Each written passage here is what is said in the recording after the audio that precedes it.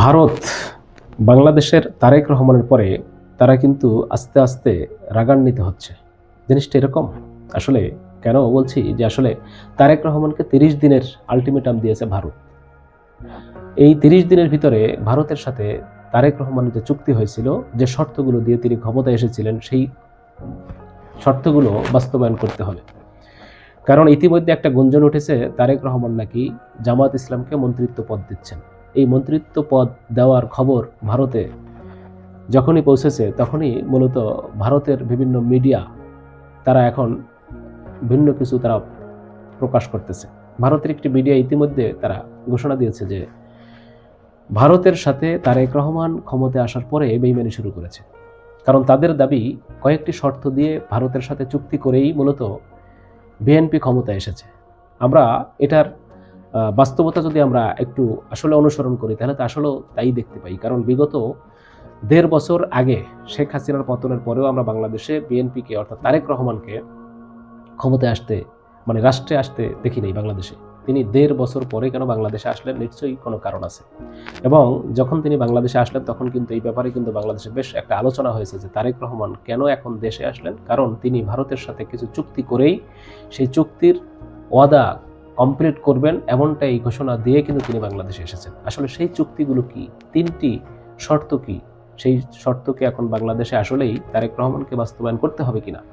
কারণ ভারত তাকে ক্ষমতায় আসার জন্য ইলেকশন ইঞ্জিনিয়ারিং সহ যত সহযোগিতা করেছে সবকিছুর পিছনে একটাই শর্ত, সেটি হচ্ছে 3টি শর্ত।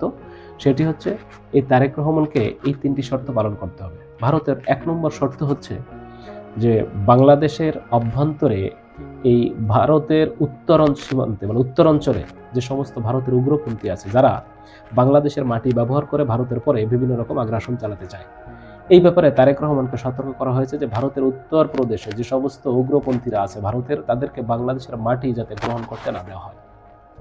দ্বিতীয় হচ্ছে যে বাংলাদেশে আওয়ামী লীগের রাজনৈতিক অবস্থা বাংলাদেশে ফিরিয়ে আনতে হবে, অর্থাৎ তাদেরকে পুনর্বাসন করতে হবে এবং বাংলাদেশে এই আওয়ামী লীগের অফিস আদালত এগুলো আস্তে আস্তে খুলে দিতে হবে। পাশাপাশি এই আন্তর্জাতিক অপরাধ ট্রাইব্যুনাল আদালত বা এই আইসিটিতে যে অর্থাৎ এই শেখ হাসিনার বিরুদ্ধে যে মামলা করা হয়েছে, এই মামলার যে রায় দেওয়া হয়েছে, এই মামলার ফলাফলকে এটাকে বাতিল ঘোষণা করতে হবে এবং শেখ হাসিনাকে ফিরিয়ে এনে ইনক্লুসিভ একটা রাজনীতি বাংলাদেশে অর্থাৎ আওয়ামী লীগ সহ বাংলাদেশে একটা রাজনৈতিক পরিবেশ তৈরি করে দিতে হবে।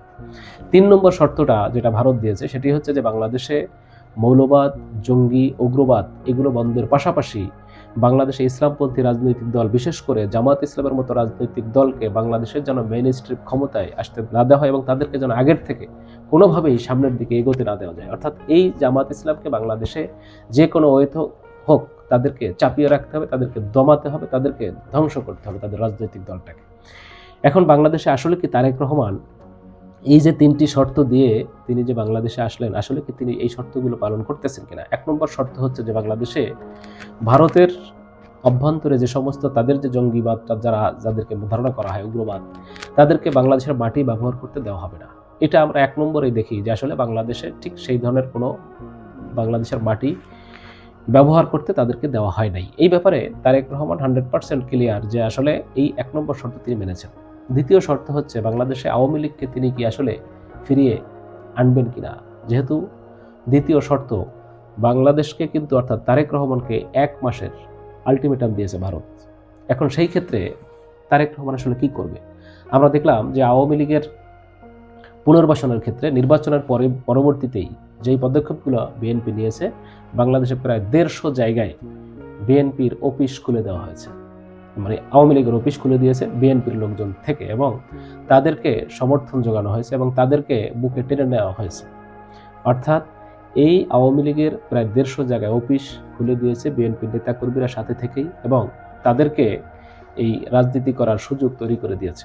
আমরা গতকালকেও আমরা দেখেছি ঢাকায় এই যে রাজু ভাস্কর্যে, ঢাকা বিশ্ববিদ্যালয়ে রাজু ভাস্কর্যের ওইখানে আওয়ামী লীগের সেই ছাত্রলীগের সন্ত্রাসী লীগের লোকজন তারা মিলে সেখানে কালকে মিছিল করেছে, যে ব্যাপারে বাংলাদেশের অভ্যন্তরে এখন যে প্রশাসন রয়েছে, এই প্রশাসনের পক্ষ থেকে কোনো রকম কোনো তৎপরতা আমরা দেখিনি। তাদেরকে গ্রেপ্তার সহ অন্যান্য যেই ধরনের কোনো পদক্ষেপ নেওয়ার কথা, এখন পর্যন্ত কোনো পদক্ষেপ তাদেরকে নিতে দেখিনি। তার মানে তারেক রহমানের ইশারায় আসলে কি এগুলো চলতেছে কিনা? অবশ্যই তার ইশারা ছাড়া এগুলো আমরা মনে করি না যে চলতে পারে বাংলাদেশে। এবং আওয়ামী লীগের সেই বিচার ব্যবস্থা নিয়ে, অর্থাৎ শেখ হাসিনার বিরুদ্ধে যে বিচার করা হয়েছে আন্তর্জাতিক অপরাধ ট্রাইব্যুনাল আদালতে, সেই বিচারের ক্ষেত্রে আসলে সেটাকে নস্যাৎ করার জন্য বা সেই বিচার বাতিল করার জন্য বিএনপি কি করেছে বা তারেক রহমান কি করতেছে? আমরা দেখছি যে তারেক রহমান ক্ষমতায় আসার সাথে সাথে বাংলাদেশে সেই আন্তর্জাতিক অপরাধ ট্রাইব্যুনাল আদালতের যে চিফ প্রসিকিউটর তাজুল ইসলাম, তাকে সরিয়ে দেওয়া হয়েছে প্রথম ধাপেই। দ্বিতীয়ত সেই তাজুল ইসলাম সহ সেই চিফ প্রসিকিউটর সহ, অর্থাৎ সেই যে প্রসিকিউটররা ছিল, তাদেরকে একটা বিতর্কিত করা হয়েছে। অর্থাৎ একজন বিএনপির একজন প্রসিকিউটরকে জলাঞ্জলি দিয়ে তার মাধ্যমেই কিন্তু একটা অডিও রেকর্ড ফাঁস করানো হয়েছে, যেখানে আমরা দেখেছি কোটি কোটি টাকার লেনদেনের ব্যাপারে।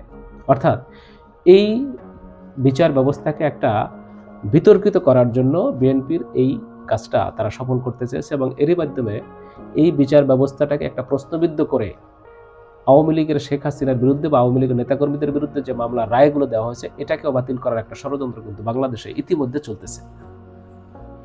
এবং তাদের যেই নিবন্ধন স্থগিত এবং তাদের যে রাজনৈতিক কার্যক্রম, এটা বাংলাদেশে আদালতের মাধ্যমে একটা ঘোষণা দিলেই সেটা সম্ভব। তার মানে দ্বিতীয় শর্তেও কিন্তু তারেক রহমান আস্তে আস্তে তিনি সামনের দিকে এগোচ্ছেন।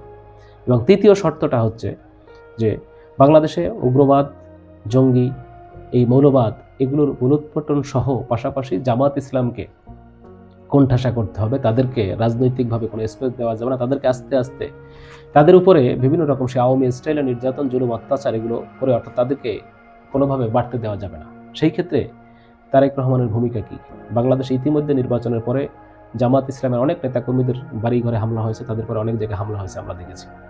এবং সেই জুলাই সনদ বাস্তবায়ন সেটা কিন্তু করা হচ্ছে না, গণভোটকে অস্বীকার করা হচ্ছে। পাশাপাশি জামাত ইসলামকে যে জুলাই সনদ অনুযায়ী তাদের যে ডেপুটি স্পিকার দেওয়ার কথা, সেটাও আমরা দেখলাম এমনভাবে তারা প্রস্তাব দিয়েছে বিএনপিকে, যাতে জামাত ইসলামকে এমনভাবে প্রস্তাব দেওয়া হয়েছে যেখানে জামাত ইসলাম এটা নিলেও একটা মানে লজ্জাজনক অবস্থায় পড়তো। তাদেরকে প্রস্তাবটা দেওয়া হয়েছে মূলত এই বিএনপির পক্ষ থেকে বা সরকারের পক্ষ থেকে সরাসরি আনুষ্ঠানিকভাবে, এরকম কিন্তু না, যেটা ব্যক্তিগত শুধুমাত্র মৌখিকভাবে সালাউদ্দিন সাহেবের মাধ্যমে বলা হয়েছে যে জামাত ইসলামকে আমরা ডেপুটি স্পিকারটা দিতে চাই, তাও জুলাই সনদ অনুযায়ী না। জুলাই সনদে উল্লেখ আছে ডেপুটি স্পিকার একজন হবে, সেটা বিরোধী দল থেকে পাবে। অথচ যেটা জামাতকে দিতে চাইছে বিরোধী দলের এই ডেপুটি স্পিকার, অর্থাৎ সেটা ডেপুটি স্পিকার তারা দুইজন করবে, একজন বিএনপির পক্ষ থেকে আর একজন জামাত ইসলামের পক্ষ থেকে। তার মানে সেটাও একটা নোংরা প্রস্তাব, যেটা বাংলাদেশের জুলাই সনদের বিরোধী। তার মানে আসলে বিএনপি কি এখন তাদের যে সমস্ত শর্তগুলো এক একটা করে তারা কি আসলে সবকিছু মানতেছে কিনা? এই ভারত যে 30 দিন যে আলটিমেটাম দিয়েছে, আমাদের কাছে মনে হচ্ছে এখন তারেক রহমান ঠিক সেই পথেই আস্তে আস্তে হাঁটতেছে, এবং প্রত্যেকটা ওয়াদা তিনি রক্ষা করার জন্য সর্বোচ্চ চেষ্টা তিনি চালাচ্ছেন। যে কারণে এই ভারতের মিডিয়া এটা প্রচার করেছে। এবং তারা কেন ক্ষিপ্ত হয়েছিল? তারা ক্ষিপ্ত হয়েছিল যে জামাতকে যদি এই ডেপুটি স্পিকার বা অন্যান্য মন্ত্রিত্ব পদ দিত, সেটা ভারত সহ্য করবে না। এই কারণে তারা ইতিমধ্যেই ঘোষণা দিয়ে ফেলেছে যে তারেক রহমান ভারতের সাথে গাদ্দারি শুরু করে দিয়েছে। অর্থাৎ নির্বাচনের আগে যে ওয়াদা দিয়েছিল, প্রতিশ্রুতি ভঙ্গ করতেছে, বেইমানি করতেছে ভারতের সাথে। দেখেন, বাংলাদেশের সরকার গঠন হলো বাংলাদেশের জনগণের ভোটে, অথচ এই শর্ত দিল ভারত বাংলাদেশকে এই 3টি শর্ত পালনের জন্য। আসলে বাংলাদেশের এই রাষ্ট্র ব্যবস্থা এখন কোন অবস্থায় চলতেছে? বাংলাদেশে বিগত 17 বছরও দেখেছি আওয়ামী লীগের সরকারের সময় শেখ হাসিনাকে নিয়ন্ত্রণ করেছে ভারত। এখনো কি তাহলে সেই জুলাই বিপ্লবের পরে আমরা যেটা দেখতেছি, আসলে কি ভারত আমাদেরকে নিয়ন্ত্রণ করতেছে? আমরা আসলে এই জায়গা থেকে কিন্তু বের হইতে পারি নাই। এখনো বাংলাদেশে অন্তর্বর্তীকালীন সরকারের সময়ও কিন্তু ভারত নিয়ন্ত্রণ করেছে। কেন বিএনপি শাহাবুদ্দিন চুপ্পুকে সরাইতে পারে নাই? কেন এখনো বাংলাদেশে সেই শাহাবুদ্দিন চুপ্পুর মতো একজন স্বৈরাচারের নিয়োগকৃত সেই রাষ্ট্রপতি এখনো রাখতে বাধ্য হচ্ছে বিএনপি? নিশ্চয়ই বিএনপি তলে তলে অনেক কিছুতে তারা হাতে বাঁধা। অর্থাৎ তারা যে ভারতের সাথে এই শর্ত দিয়ে ক্ষমতা এসেছে, এটার প্রমাণ এই সমস্ত কাজ দ্বারা এক একটা করে আমরা প্রত্যেকটাতে আমরা প্রমাণ পাচ্ছি। এই জন্য বাংলাদেশে যে গুঞ্জন উঠেছিল তারেক রহমান লন্ডন থেকে আসার আগে ভারতের সাথে একটা চুক্তি করে এসেছে এবং তাদের সাথে কিছু শর্ত পূরণ করবে এরকম ওয়াদা দিয়েই যে বাংলাদেশে এসেছে তার প্রমাণ কিন্তু আমরা আস্তে আস্তে পাচ্ছি। এবং ভারতের মিডিয়াও সেটা কিন্তু প্রকাশ করে ফেলেছে যে তারেক রহমান বাংলাদেশে ক্ষমতায় এসেছে ভারতের সাথে চুক্তি করে। তা প্রিয় দর্শক শ্রোতা, আপনাদের যদি কোনো মতামত থাকে অবশ্যই ভিডিও নিচে কমেন্টসে জানাবেন। আর আমার এই চ্যানেলটাতে যদি আপনারা নতুন হয়ে থাকেন অবশ্যই চ্যানেলটি সাবস্ক্রাইব করে আমাদের সাথে থাকবেন ইনশাআল্লাহ। খোদা হাফেজ।